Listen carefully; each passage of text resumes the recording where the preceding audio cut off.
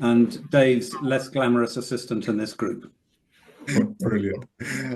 Chris. Hi there, Chris Keeble. I'm the Chief Operating Officer for Active Torridge, and we look after leisure facilities for Torridge District Council.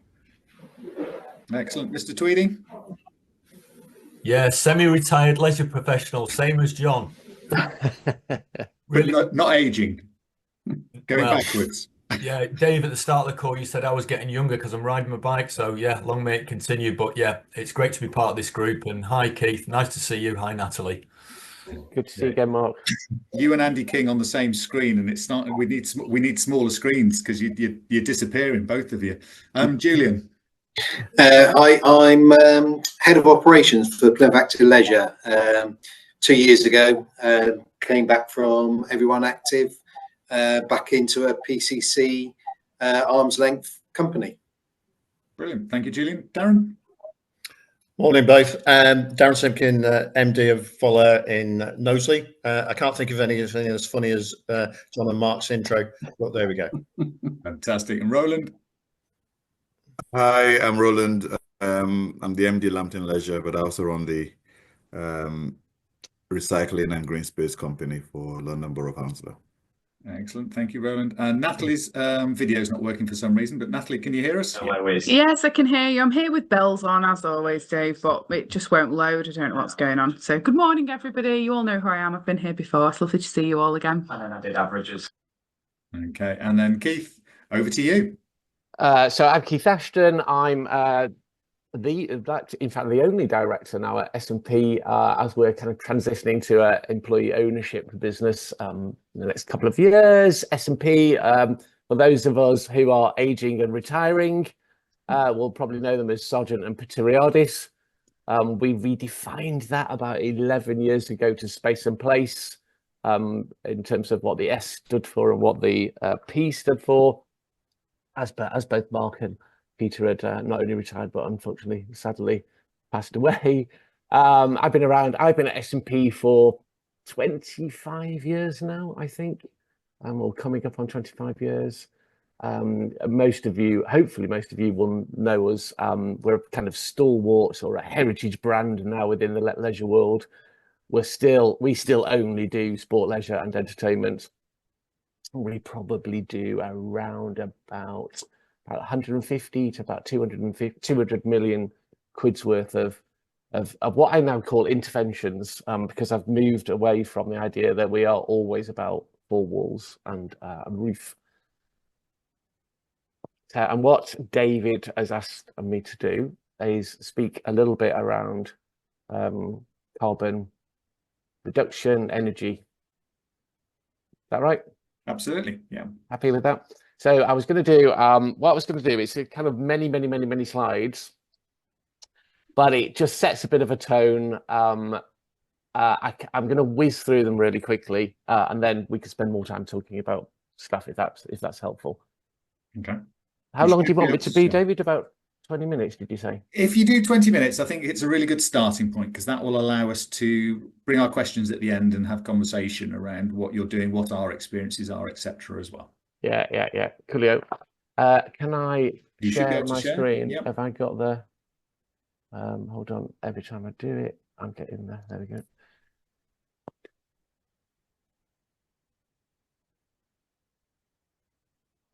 Just while Keith's looking, we just launched our employee ownership scheme.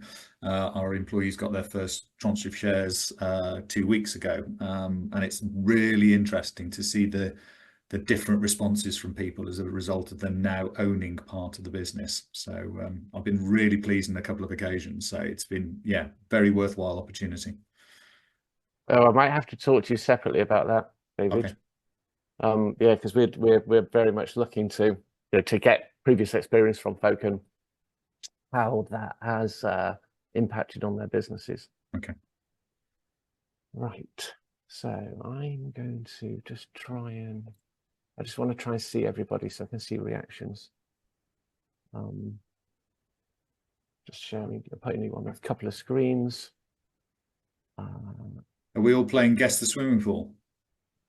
Well, you can do.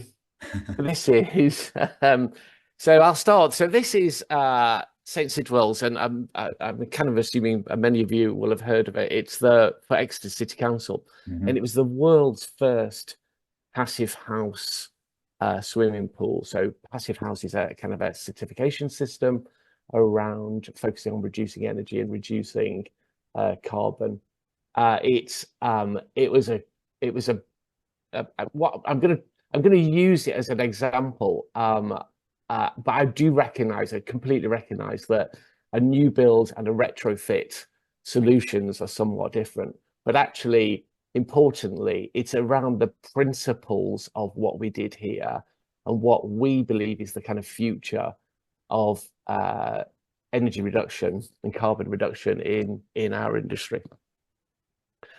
So it really all starts on the basis of, in fact, we're just entering into COP26, is it? COP29, I can't remember actually, over the next few days, around this idea that we have a climate emergency. We are looking to keep our kind of mean average temperature, so global mean average temperatures, below 1.5 degrees. The reality is we've kind of smashed through that.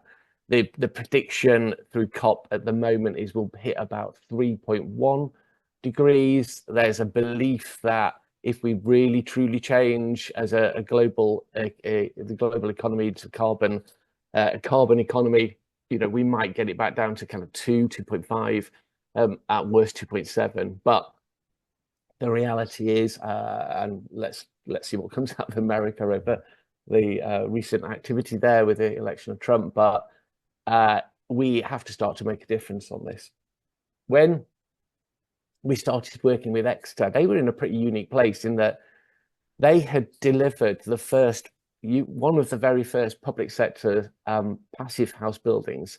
And passive house, if you think about passive house, the clue's in the title, it's about housing and it's about passive intervention. So a lot of insulation, effectively, is the simple way of looking at it. But I'll go into a bit more detail about that in a minute.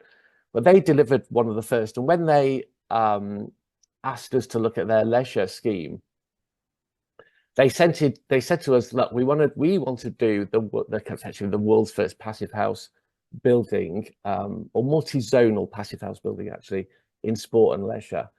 This was the very first one, very first passive house ever designed back in 1990.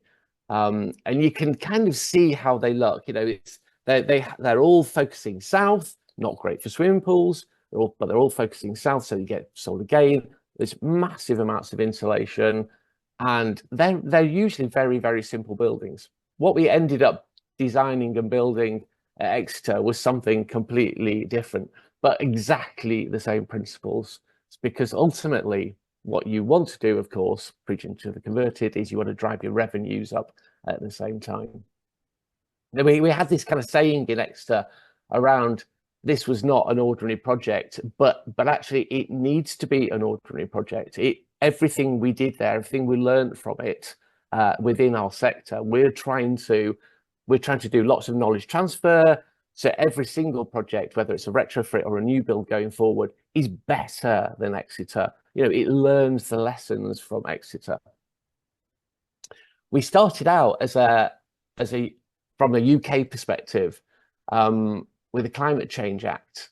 The Climate Change Act is sort of useful, although interestingly, on the front page of it, it still focuses on reducing single-use carrier bags, and actually, more importantly, it promotes and encourages trading schemes for limiting greenhouse emissions through effectively offsetting. Now, you will hear the phrase net zero carbon a lot. I always encourage people to talk about zero carbon, because net zero carbon just simply means you're offsetting somewhere. And actually that becomes a bit of greenwashing. So where did it start? How do you know when you're doing good? How do you know what a good standard looks like? How do you know what a good certification system looks like? How do you know what the KPIs are? Where does it all start? It really all starts from this document here, which is the the Paris Agreement, which was signed by nearly every, 194 countries back in 2016.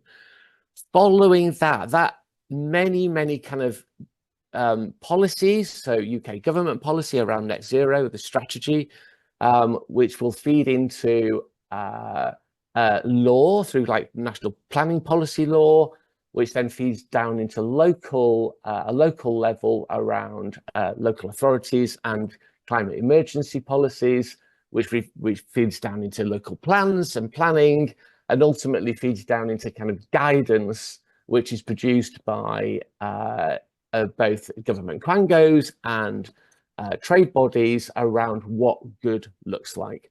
And there's a lot of this has come out over the recent years, but it's in fact not very helpful in that no one actually really knows what good looks like yet.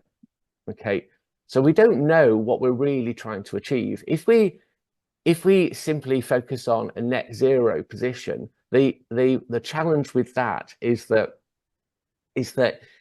come to this in a sec, but the fact that is it affordable? Because ultimately, if it's not affordable, it's not going to work. Why does it matter to our industry though? Why is this really important? And this is the slide that kind of sums up perhaps the importance of us focusing on carbon reduction. If you take your average leisure centre, pretty standard leisure centre, every single day, every day off the roof, you could have a hot air balloon full of CO2 and it floats away every day. So you get a hot air balloon every single day coming off your standard leisure centre. When local government spend money on decarb projects, they can make the biggest difference if they're focusing on the leisure buildings. Okay, so recognizing that every local authority has local authority stock, maybe an office block or an outreach centre of some description, but actually, if you look at a typical local authority, and this is the Cotswold District authority, the majority of both its gas use and its electricity use is coming off its leisure stock. So £1 spent in leisure makes a greater difference to the whole of the local government carbon budget. And when we talk about carbon budget, we talk about three things: operational carbon, embodied carbon, and whole life carbon. So pretty obvious what those things are. In terms of construction would be the embodied carbon. If you replace stuff, if you refurbish it, that's embodied carbon. Or if you're offsetting your carbon, that's all the embodied stuff. The operational stuff, the bits that you look after, is your in-use energy, your renewable energy, and again, your carbon offsetting, and then the whole life carbon. And you have to start to think about carbon budgets. Okay, so you might do a P&L around finance, you can effectively do a P&L around carbon, and the whole life carbon would give you that whole life P&L carbon budget, and that would include things like the disassembly or end of life carbon use. And effectively how it works is that you have the embedded carbon pretty constant over a 60-year period, but your operational carbon clearly goes up. And obviously when we talk about carbon, we're talking about energy. It has a direct link to energy costs as well. So the theory is there's a process, all right, which you should follow, which interestingly we have not been following for so long, because what we've actually been doing a lot of is offsetting our carbon, which is the fifth thing and last thing you should do.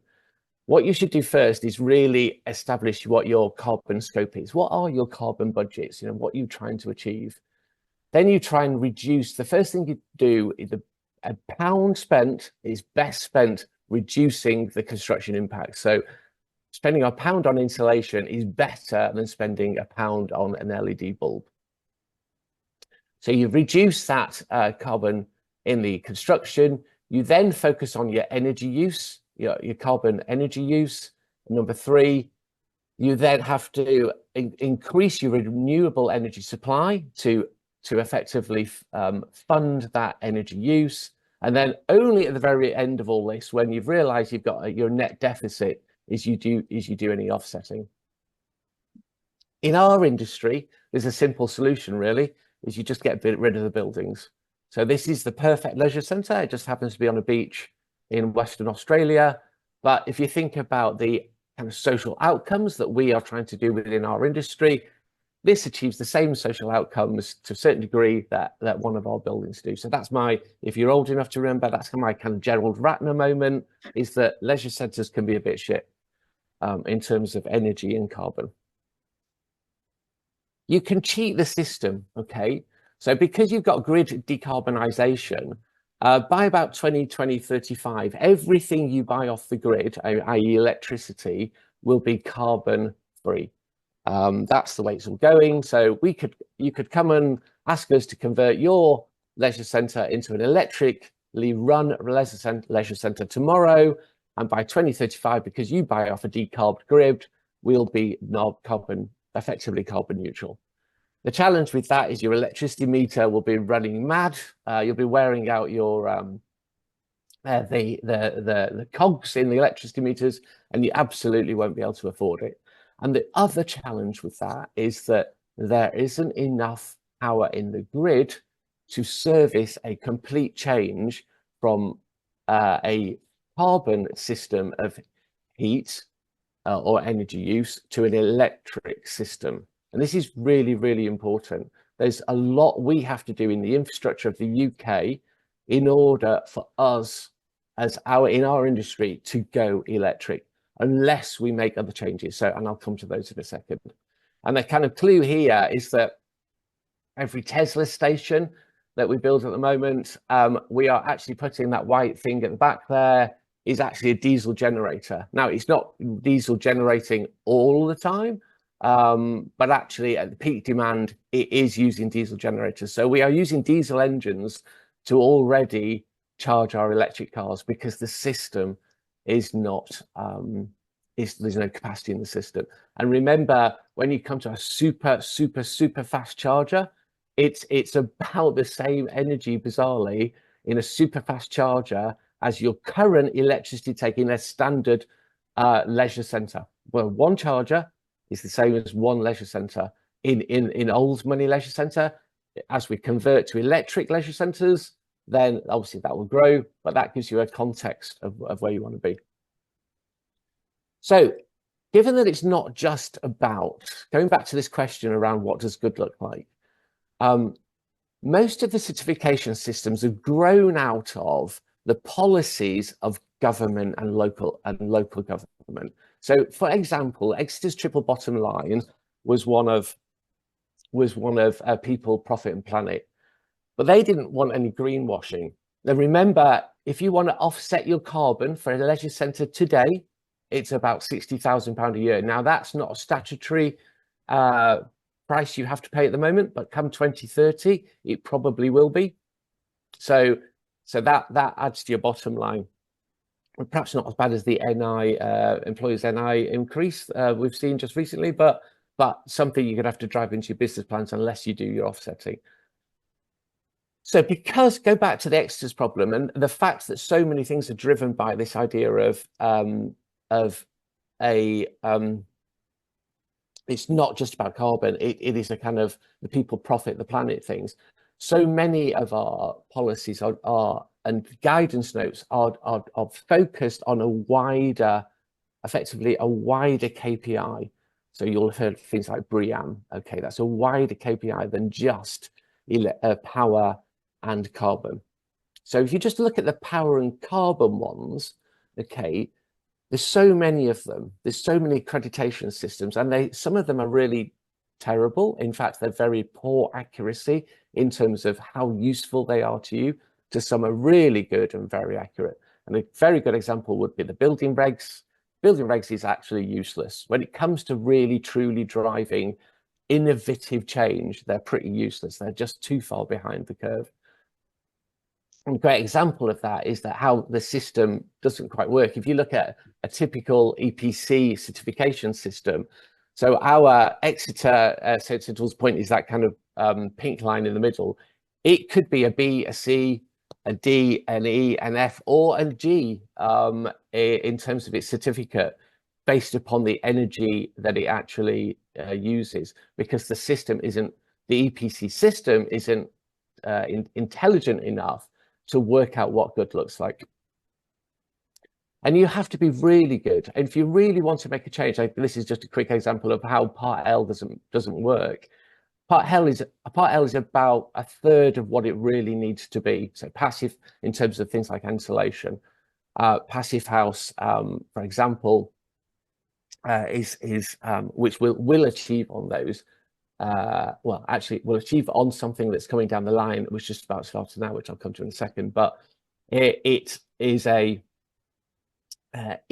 a real focus on driving energy per square meter down. All right, and the only way you do that is effectively by insulating the building. So go back to how these certification systems work and where we will be going in the future with our energy certification systems, i.e. what does good look like? Using the basis that almost every system is now matched to the UN SDGs, the reality is that would be things like BREEAM or LEED or Fitwel or the Well Building Institute. What's actually happening is that although those systems are quite useful in terms of all of your development goals, and that could be water, ecology, biodiversity, transport, connectivity, all that will be really useful. What we are having to do as an industry is really start to drive down into absolute detail around how we reduce our energy and carbon. And the one that's just starting here, a new one, this one you see here called the UK Net Zero Carbon Building Standard. Most people have not heard of that. They're just looking at pilot schemes at the moment. And that will be ultimately, I think, the standard that we have to use. And that forgets almost every other sustainable development goal apart from energy. So the industry needs something like that to understand what a good KPI looks like. The way it will work effectively is in both CO2 savings and energy savings. And effectively what happens at the moment is that you can have a certification system which will drive a CO2 saving. It has a capital uplift attached to it, but every one of those current systems, be it BREEAM or the original classic Passive House Classic, it doesn't save 100% of carbon. Okay, so all of those things all those things we've been working with for kind of 10, 15, 20 years are all going to disappear. Okay, so we will only focus on stuff which is 100% CO2 savings in the future. Okay, because ultimately the offsetting stuff will become too expensive. So everything we do will be to try and hit the 100% target in CO2 savings. And the way that's going to happen is that, and this will happen effectively from next year, is that every sort of building, commercial, culture, data centers, healthcare, higher education, etc., will have a target kilowatt hours per square meter. So your leisure center will literally, per the square meter of it, it will have a target of how much energy you are allowed to use over that square meterage. That is where we're heading with this new system. And you will have to effectively do that through a carbon neutral, effectively a carbon neutral energy source. That's the kind of future of where we go. And then every year it gets harder. It gets harder and harder and harder. We happen to think that the swimming pool version of this is actually almost unachievable, by the way. It certainly with a retrofit model is completely unachievable, but even with brand new builds, it's very, very challenging. And give you an example of where Exeter ended up is that we, in this idea of kilowatt hours per square meter, there are, I don't know, whatever it is, 20 odd leisure centres there on the graph. Exeter was down on the green line. It's got about on average, a 76% reduction in its energy use compared to other centres. And it does that by being very clever. And I can go into more of this in another time, perhaps. But it does this by completely rethinking what a leisure centre looks like. I mean, utterly rethinking and doing stuff which is actually frowned upon within our sector. For example, it shifts all the swimming pool and pool halls onto the south facade. So you'll be going, and the lifeguards will be screaming at us because of glare. But actually, because we want to put so much energy into that space, we have to use the sun's energy to be able to do that. And if you don't know what Passive House is, the simple way I describe it is it's a flask. It's like a building that's a flask. You put something hot in it, it stays hot. Put something cold in it, it stays cold. But the clever thing about what's called a multi-zonal Passive House is that you have lots of little flasks inside your big flask. For example, one of the hot ones might be the pool hall, and one of the cold ones might be your health and fitness gym or one of your studios. So what that means is when you're designing the space, you don't want to put those two things next to each other. So you want to spread them out a little bit so that it's about the energy and heat transfer inside the building from one room to the other, which matters just as much as the energy transfer from the building itself to the outside air. And then what we do overnight, we kind of swap all the energy around. We do lots of heat exchanges between all those little flasks. It all gets very complicated. This is just the air handling just for the pool and changing room at Exeter. It becomes a way more complicated building. It's about 15% more expensive to do, but actually that payback is about 6 years. And you build in lots of timber, you reduce your volumes, lots and lots of things you do around Passive House. And ultimately you end up with a building. Interesting, you'll spot the error, not the error, but the fact there's no solar panels on this building at the moment. And the reason is because we wanted to make sure we knew exactly what the energy take was before we put the solar panels on, so that we weren't over delivering our solar energy, because actually it's very inefficient to put solar energy back into the grid. As I said, payback was about 6 years, all very useful. We did some innovative stuff around water saving as well, so 50% water saving with new filtration systems. Ultimately, it took 2 years before it actually got its certification. Took quite a long time. They're still learning what's going on. Lots of lessons to learn. Two biggest ones, if you like, was that if you have a sauna and you open the door every day in a flask, where do you think all the heat goes? So from an operational point of view, they used to do the spa. This is the spa. They used to do the sauna add-on at £5 a month. They had to reduce the number of people using it, so they put it up to £50 a month to try and get the reduction down. The business case was done on the basis that the maximum, through a leisure consultant, the maximum number of users would be 750,000 per year. Actually, we got 1.2 in the first year, 1.3 in the second year. What that means is you've got about another 750,000 1-bar kilowatt electric fires walking in through your front door every day. So, and we couldn't get rid of the heat. So one of the ways we got rid of the heat was put it into the swimming pool. The swimming pool was running about 35, 36 degrees on some morning. You could boil a chicken in there. It was just not working at all. But there's a lot of learning going on. Ultimately, the saving over the first year has been fantastic. It's been a 60% saving. We're doing it again at the moment. We're doing an even better one at Enniskillen in Fermanagh, which will be really breaking the mold. But the challenge is what do you do? Sorry, David, this is one of yours at Stamford. What do you do with our stock? What do you do with our actual stock when you can't afford to build new? or there's no, the business case doesn't warrant building new, or you can't get hold of capital to build new. What we've all relied on recently, Salex, and I think even on Stamford, you put solar panels on the top through probably Salex funding. If you don't know what Salex is effectively the government's funding to local authorities to effectively reduce carbon. It's gone through rounds 1, 2, and 3. The trouble with rounds 1, 2, and 3, they've all been focused on they've not been focused on the real problem, okay? I mean, they've sort of helped by introducing things like LED lighting or solar panels or air source heat pumps.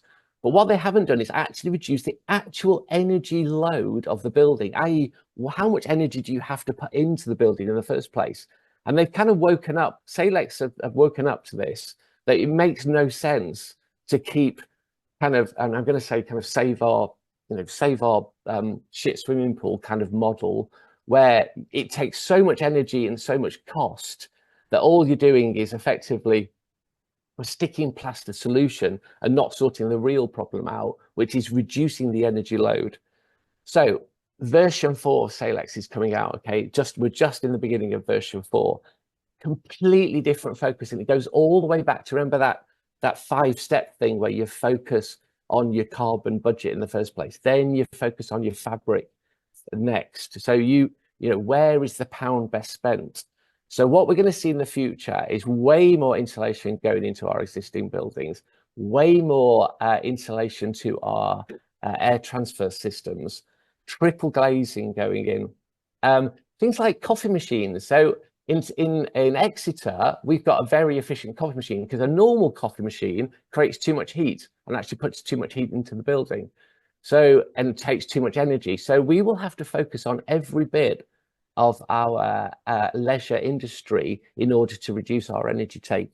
New filtration systems, electric boilers rather than gas boilers, regen exercise equipment, so we're generating our own electricity. Does anyone know what this is? I've just gone onto the screen, bottom left. That is a heat recovery system for a shower trap. Okay, so if you have a shower, your shower's running at kind of 42 degrees-ish. By the time it goes down the trap, it's still about 42 degrees-ish and effectively just goes to waste.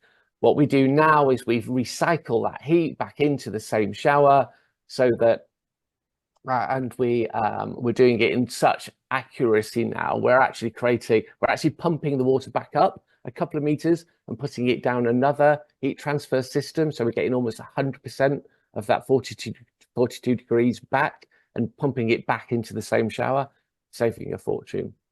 Battery usage, one of the problems with our industry and actually around generating electricity is that we use air source heat pumps. And the thing about air source heat pumps, they're running 24 hours a day, but you don't need the energy 24 hours a day. So we need to have batteries. We do already have a big battery, which is our swimming pool. And this is obviously back into Exeter. And this is our heat sink battery. But as I said before, if you don't get it right, or you got too much heat in there, you're actually putting too much heat into the water overnight, and it's not in the morning, it's too hot. And actually, if you've got, it's real, and I'm still a board director of British Swimming, or Aquatics GB as it is, this is not good for our performance swimmers because they're swimming in the morning in kind of 80-odd degree water. The best way to sort out any energy use, and I'm a big advocate of this clearly wherever I can, is that if you look at what the government spend in terms of carbon in our sector versus what the government spends in terms of carbon in the NHS, it's almost directly, the graphs are exactly aligned around the money and the carbon. Okay, so if you think about how much they spend with us, it's about £1 billion a year into our world. If you think about just the obesity budget itself, it's 6 billion, it's 6 times. So we are, in our carbon budget, we're spending 6 times more in carbon on obesity than we are on our sector.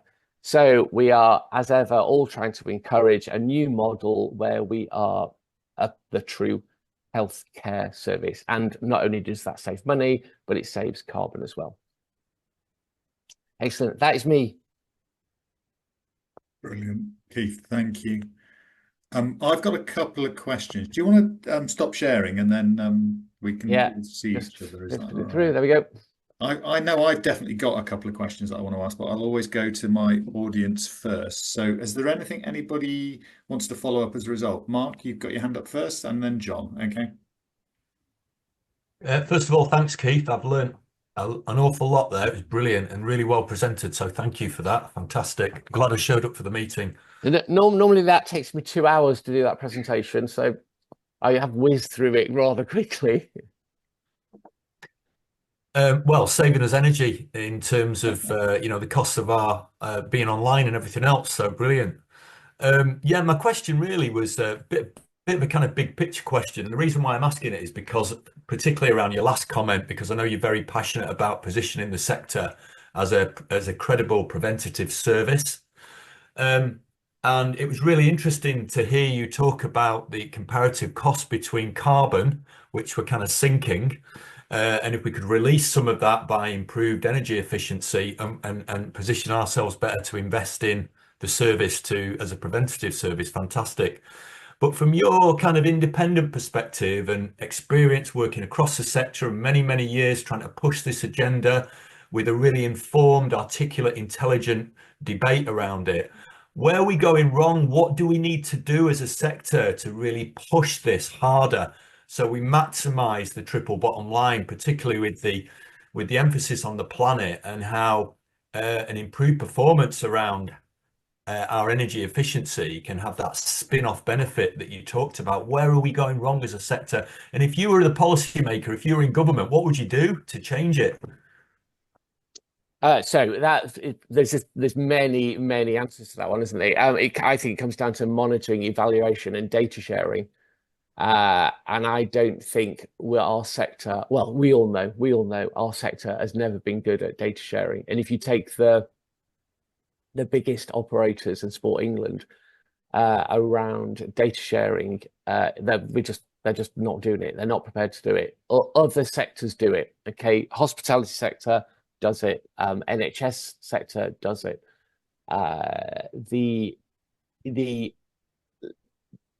The differences we can make, okay, around something like taking a degree off your pool temperature makes a big saving. All right, obviously makes a saving, but actually we need some trials around what that actually means. You know, how do you do that? Where do you measure that 1 degree? Do you measure it an inch above the water level? Do you measure it at 1.8 meters, i.e. your head height above the water level? Do you measure it at the top of the ceiling, just underneath the soffit? Because and we're not doing that. No one's doing that. UK Active have got a scheme going at the moment with a company called Leisure Energy to try and do that, but that's the biggest thing we need to change. The other thing is that we're not. This is the age-old problem: is that we're not proving our worth in terms of the social value outputs of our industry, and it kind of goes back to that slide I showed around how much energy take and carbon take we as a sector use within the local authority asset stock. None of us are going into the local authorities and saying, spend the £1 here if you want to save on your energy. And that's partly a political challenge.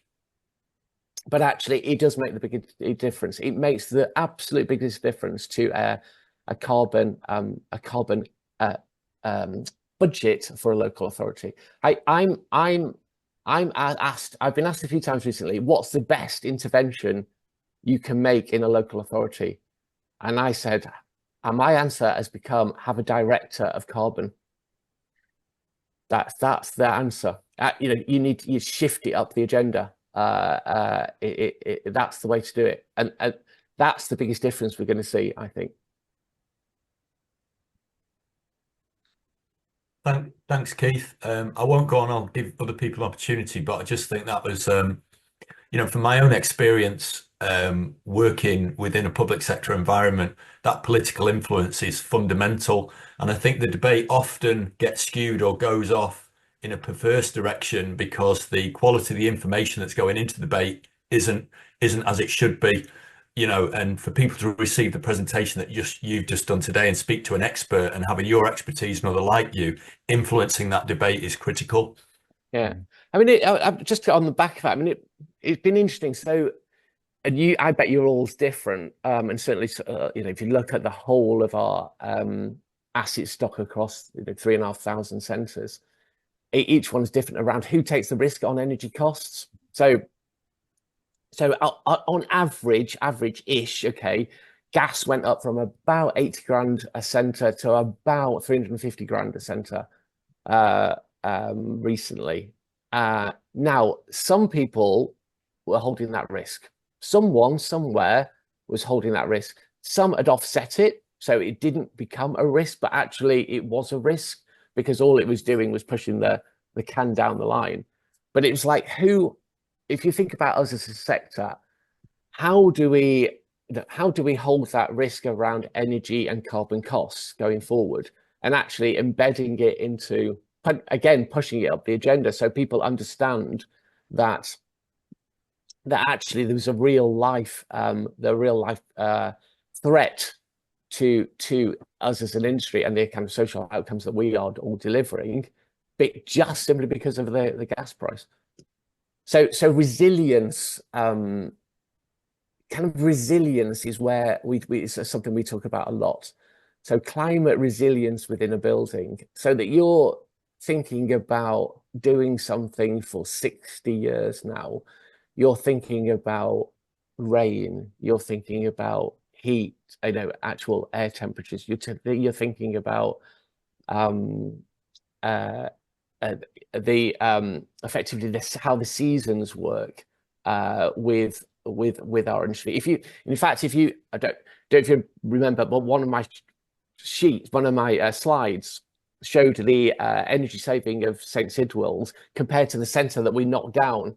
And what's really bizarre, when you look at it in more detail, you can see how the energy goes massively up in the winter and quite low in the summer. But on St Sidwell's, it's almost exactly the same the whole way through the 12-month period. It varies a tiny bit, but our normal stock, Stamford, great example, we'll have this massive peak of cost during the winter, so I feel in terms of a threat to our industry, I feel we'll start to close stuff down.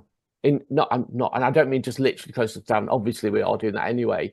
But I think we'll start to see kind of a Monday, Tuesday close, or a Sunday close, or a Saturday.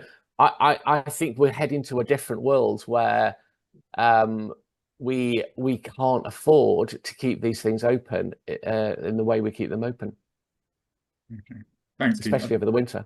The interesting thing about the political dimension is because of the amount of carbon our sites produce, we're actually on the agenda of 2 or 3 directorates within an authority now, when we never were. Now, it's for a negative reason, but the buildings, those facilities, the maintenance, etc., is part of other agendas now, which I think is certainly helping in SK and focusing them on. Got 2 or 3 directorates. You're right. It is another reason why they're closing them down. Yeah. It is just yet another reason. And the whole that offsetting 60 grand per leisure centre, I have spoken, and you know who they all are. I've spoken to half a dozen leisure consultants over the last month or two around business cases which have come across our desk for buildings that we're building at the moment, which don't have offsetting costs in the business case. And I go, where's your offsetting cost? Because in 2030, when this building exists, you're not driving that into your revenue model. And you've got to. You've absolutely got to.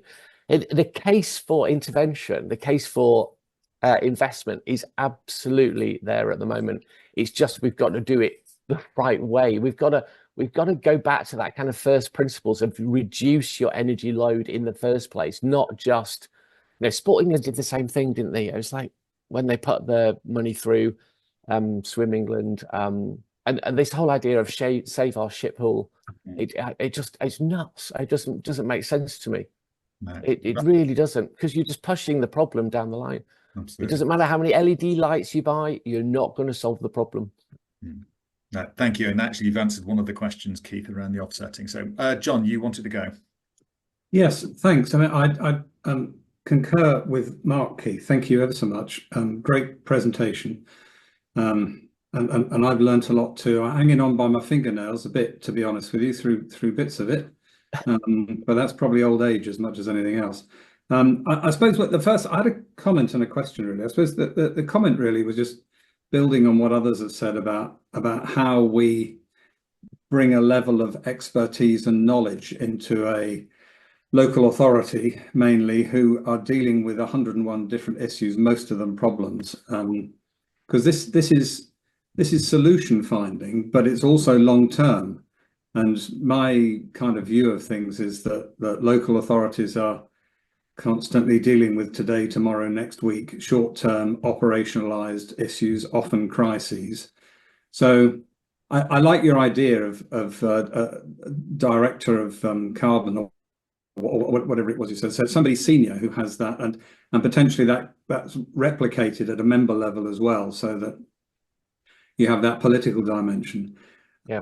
So I suppose the comment is how do we bring sense and long-term thinking into a world which is not able to cope with that at the moment? And the question was around funding. Actually, I heard what you said about Salix, and I think probably most of us are familiar with Salix. But I wondered if there's any other funding streams that might be able to support this kind of agenda. So that's a great question, and like, who knows just at the moment. Have anyone heard of a MIM? MIM? Anyone know a MIM? Okay, so a MIM is a mutual investment model, right? And it's the thinking around PFI 2.0, but it's the clues in the title. It's about mutual outcomes, mutually beneficial outcomes. They've been trialing it in Wales for a wee while now. Worth looking up, actually. People who know are pretty sure Labour are going to introduce it as a model of funding around social outcomes, and our industry is perfectly placed on delivering social outcomes and using MIMs to deliver that. Now that would be partly private, obviously bringing private sector money, being matched with public sector money, but ultimately it comes down to whether the intervention we all make has some sort of return on investment. That's where we're going to have to look at. We're going to have to look at what we do makes sense. Just in terms of, so it's a kind of broad answer here, but Salix version 4 is going to require more detailed business case analysis around that intervention and what it does in terms of carbon and energy. So that idea of just popping in some LED bulbs or just popping PVs on your roof will sort of disappear. Now, what that means for our industry is that undoubtedly we should piggyback a Salix 4 type business case intervention modeling with asset improvement modeling at the same time. So you're driving your revenues up, you're reducing your normal revenues up, and you're reducing your costs, whether that's staffing costs or energy costs. But actually, you've got to kind of do the two things. And our industry, what our industry has to do is actually be ahead of the curve around Salix 4 funding, because we actually, coming back to the point around, we make the biggest difference. We are the biggest carbon users per square meter. There's kind of no question about that. Unless a local authority is building a data center, we're behind data centers on that. But that's how we're going to do it. That's where the money will come from. The future, effectively a spend to save kind of model, asset improvement, carbon reduction, energy reduction under some sort of mutual investment model going forward. Great. Okay. Yeah, I've got it. Because I think you said it was about a 15% capital cost increase, but a 6-year payback, give or take. Yeah, so that's very much, John, that, I mean, that, and this is where I come back to the, you know, where's the monitoring and evaluation stuff? The, so on a new build, it's about 15% uplift and about 6% payback. One of the real problems at the moment, if you take electricity or gas off the grid, it's the same carbon per kilowatt hour per mid squared, because the way the government measures carbon, it's the same, because effectively it's not a decarbonized grid. So who knows? It comes back to the Tesla problem. If you're charging your Tesla with a diesel generator, it's the same carbon take, whether it, you know, even though it's you're plugging an electric car in.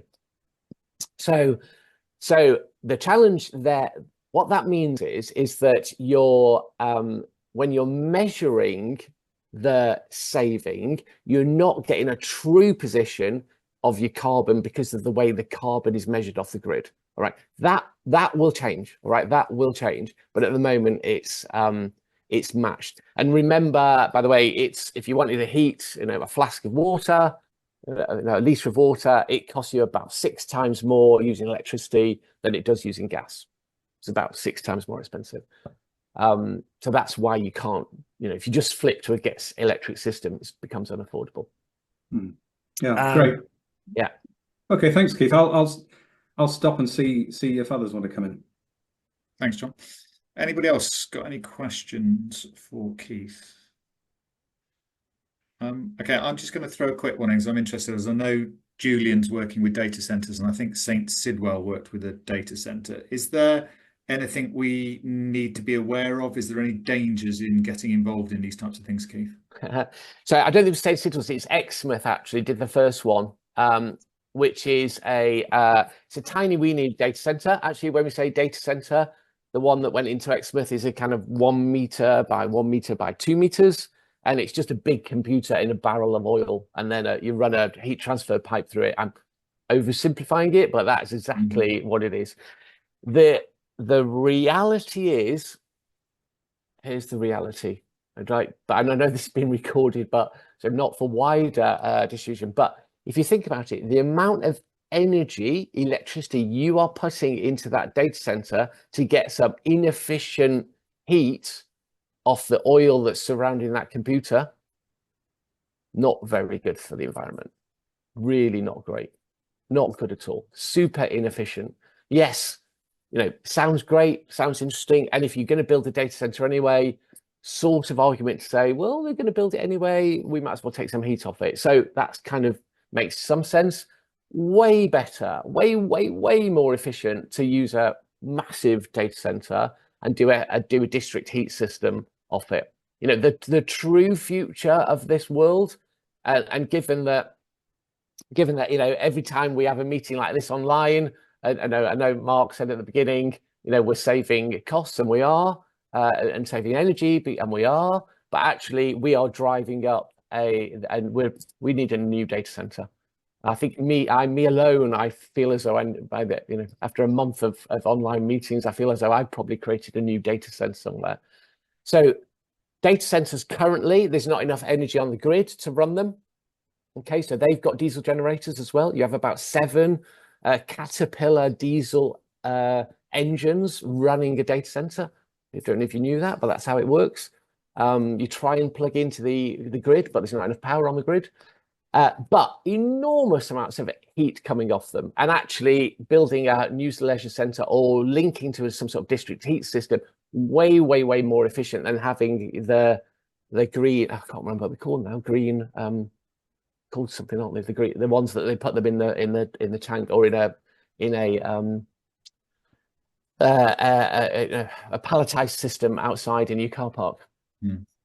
The shipping container type model. Shipping, right. Yeah. I mean, tread carefully. Also, they also rely on you being open. If you've got, you know, if you use one of your old leisure centres and you need 24, it has to be 24/7 access. It has to be perfect. It can't break down. You can't suddenly have a plant failure anymore. You know, so your pool plant operators become somewhat more specialist. So yes, yes, it sounds like a great idea, but tread carefully on it. So it's review the whole picture, the big picture. 'Cause it's something we're considering at the moment as just passive income, Keith. It's about It is. It's great. Look, it's great. It answers some questions, but you're not saving the world. You're not. Well, actually, to be fair, the Earth will survive whatever we do to it. It's the humanity which will disappear. Right, I'm going to pass that quickly to Darren. That's yours, mate. Very philosophical. Thanks, Keith. Absolutely, really mind-blowing. Some of the stuff that you've gone through, quite thought-provoking, as some of my colleagues have said. Just on the economics, you mentioned in terms of electricity versus getting rid of gas in a solar stroke air source heat pump capex investment. You're saying the economics of it is in terms of not so much the CO2 side, but the economics of the CO2, the electricity impact is negative. There are some models which work actually, and you've got to use. So the thing about the good news about solar is that when the sun's shining, if it ever shines, it clearly you're generating electricity, and the good thing about but only when the sun's shining, when air source heat pumps work in there 24 hours a day. But interestingly, the sun's shining exactly when you need it. That's a risk item. Air source heat pump is generating electricity when you don't need it. So you've got to have a battery system. That's the way to make it work properly. And the battery system works really well with swimming pools as long as you've not got high performance swimmers in there in the morning. So there is a payback period. Leisure Energy's intervention, which is about 1.1 million-ish. So they have a containerized system and they will use the swimming pool as the heat sink. The payback on those, well, actually it depends on what you're paying on your energy and what your general energy load of the building is. But there is a payback. They do work. They're break even to kind of 10 to kind of 15-year payback. But again, if you've got £1 to spend, only £1, spend it on insulation. Spend it on always spend it on insulation first. Always reduce your energy load first before you do anything else. And that's how Salex version 4 will start to think about it. So reduce the consumption first. That's what you're saying. So. Yeah. But the Leisure Energy. I presume you know Leisure Energy. You've come across them. Yeah, I can make an introduction to those guys if you want. They've got a good, a really interesting system around how to use the pool as a battery. Yeah.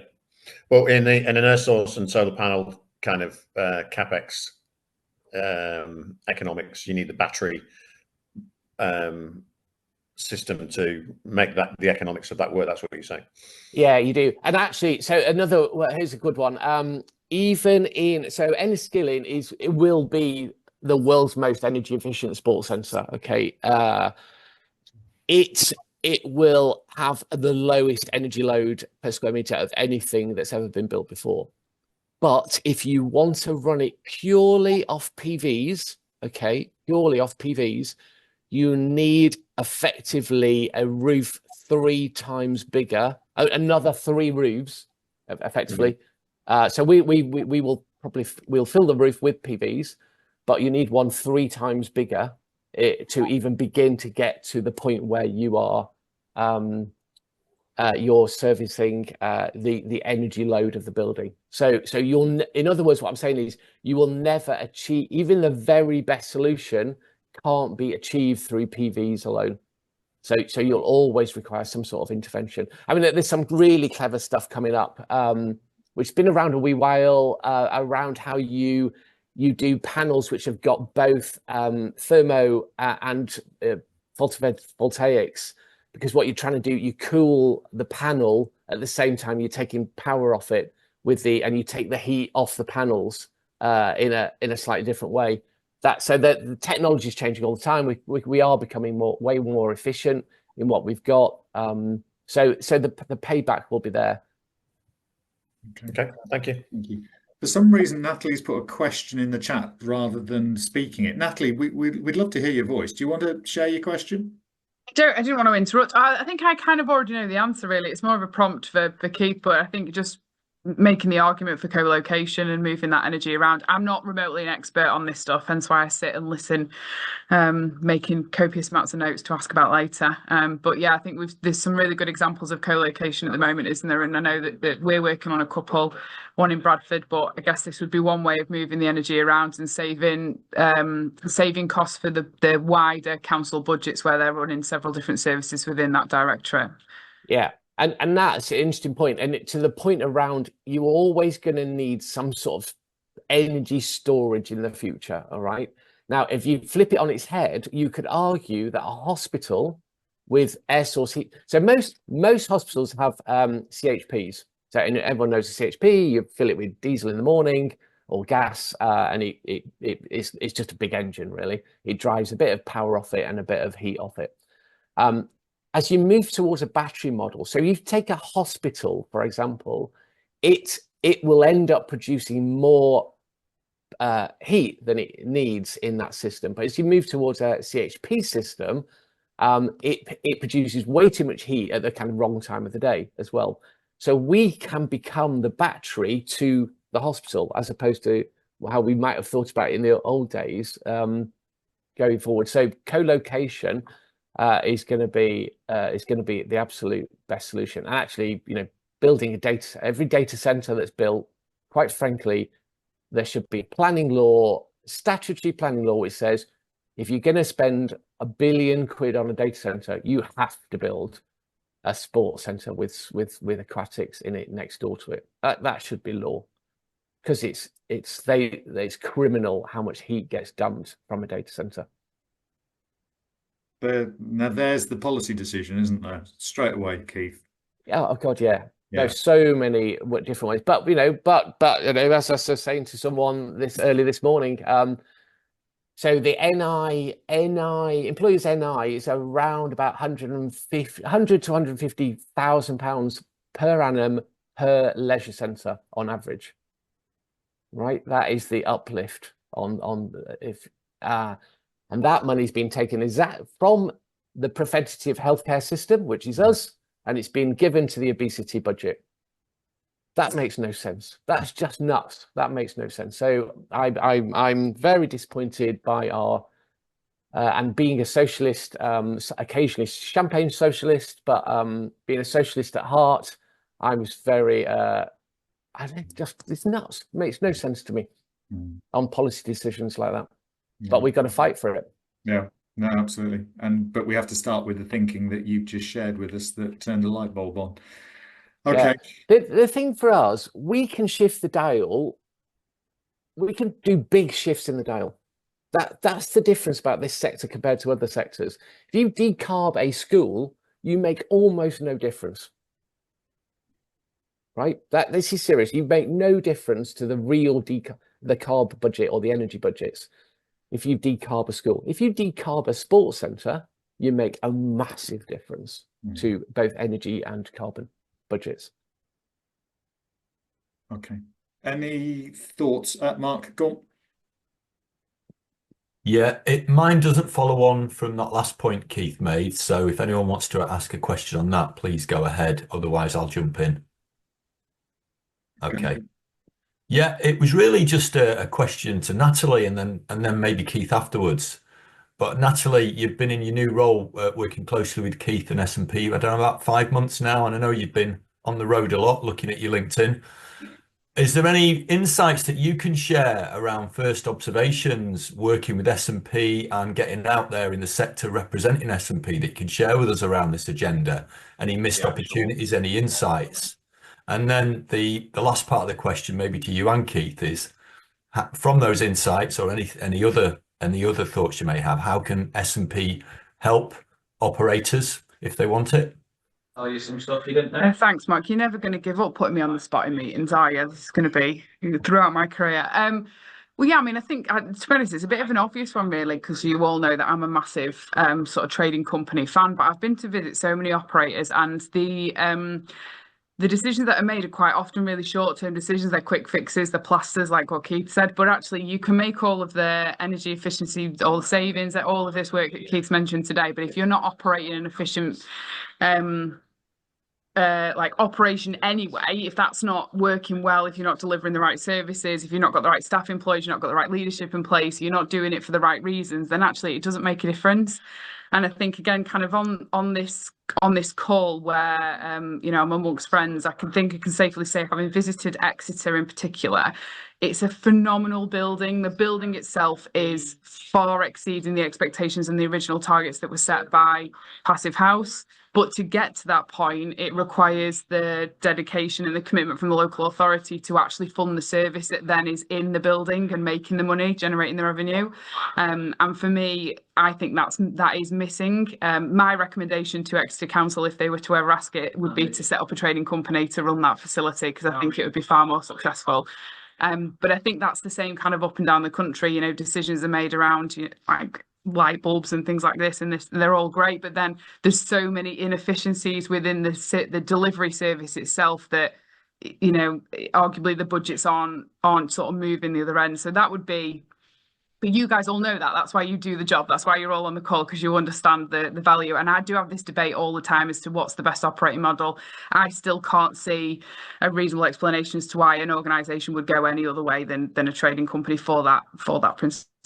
So yeah, that would kind of be the big one for me. But to be honest, I think it's just about having the right conversations with the right people. Like, we all know that there's stuff on fire all of the time. People are trying to deal with the fire that's in front of them instead of planning for the long term. But the reality is, an invest to save model is the right model, and it needs to be done now before, like Keith said, in 5 years' time, everybody gets to a point where they're adding another line in their expenditure budget to cover the carbon emissions. So any brave operators that are prepared to work with consultants and architects, contractors, whoever they need to get that business case written for investment now, they'll be the ones who are miles ahead of the curve in 5-10 years' time. They're the swimming pools that we'll see saved, and they're the swimming pools that will be having the most impact on local community social value, etc. So I think that would probably be my biggest learning. But like Keith mentioned earlier, preaching to the converted, I think.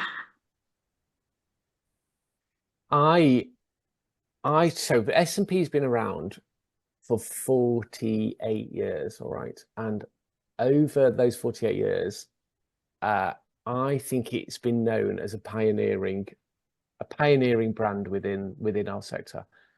You know, kind of first to do stuff over all those 48 years. But if you look back to, I'm going to say 25 years ago, when we did something like Cambridge Parkside Pools, which was a bit of a shift around what leisure should look like. It was the first time it looked like a car sale, you know, like an Audi showroom. You know, we started to sell stuff to the outside world, you know, on the roundabout. You know, it had a different mix, had a bit of leisure in there, so etc. The reality is, I don't think our industry has moved very much in those 25 years. All right, I just don't. I mean, it does, and we've got some amazing examples, and principally around co-location of facilities. The Bradford scheme, for example, 3 NHS trusts, 7 local authority services. Just happens that sport and leisure is in there as well. So that's been one change. But if you really talk to the next generation, the Gen Zs, the Gen AIs, okay, the Gen Alphas, I think they're going to be called the next ones. What they want is a very different thing, a super different thing. So two things. One is the model of social interaction or social intercourse, what you want to call it, is changing. They don't go to the pubs anymore. That idea of safe space into social interaction is going to take place in our industry, not in the old traditional industries. So that is a massive change coming. And the way that generation works is they buy through choice. They're amazing at buying through choice. And Exeter's a really good example of why the business case was so wrong, because what no one had thought through, or the leisure consultants hadn't thought through, was that people would choose to come there because it was carbon neutral, because it was energy efficient, because it was green, you know, whatever the brand you want to put around it, that generation chose to go there because of what it was about their personal carbon footprints. It was about their personal internal policies. It made a difference to them. And actually, this industry has got to wake up. We as S&P have absolutely woken up to this, and we're investing quite a lot in both disseminating knowledge and also, trying to understand what works, what doesn't work. We want examples. We need the industry to be working together to understand what great looks like. What is our KPI? What intervention does make a difference? You can, employers, phone Natalie on the hotline. We have frameworks. We are on a national framework around carbon reduction frameworks that you can use to come in, and what effectively we come and see you, look at your stock, and typically it's about a little bit like a leisure consultant, but actually we just have a much broader, wider thinking around your strategic outcomes you're trying to achieve, how you get there, and how you save some energy, money, and carbon along the way. Brilliant. And everyone knows that Natalie joined us because of Mark, right? It's Mark's best decision ever to say to me, I've got someone who you will love, and I've loved her more than Mark ever said in the beginning, and he bigged her up big time, I tell you. So yeah, thank you, Mark. I owe you a large glass of something at some point. I can't honestly see Natalie blushing ever, but it's a great choice, and we all love Natalie. So and she makes it because from an operator perspective, why should you be able to design the building if you've been to architecture school? It makes a huge difference to what we do and how we do it. It's brilliant. Right. Well, look, Keith, this has just been fantastic. Thank you so much, Natalie and Mark. Thank you for suggesting that Keith came and had a chat with us. I will distribute this recording as a result of today's conversation. So thank you so much for that. There is so much content in there that we all need to grab hold of and understand in a different way. So thank you very much. Right, Natalie and Keith, thank you. We'll stay online just to see if anybody's got anything else they wish to share. And if not, we'll all have a wonderful active weekend. Thank you very much, everyone. Take care. Thank you, guys. Take care. Thanks, everyone. Enjoy.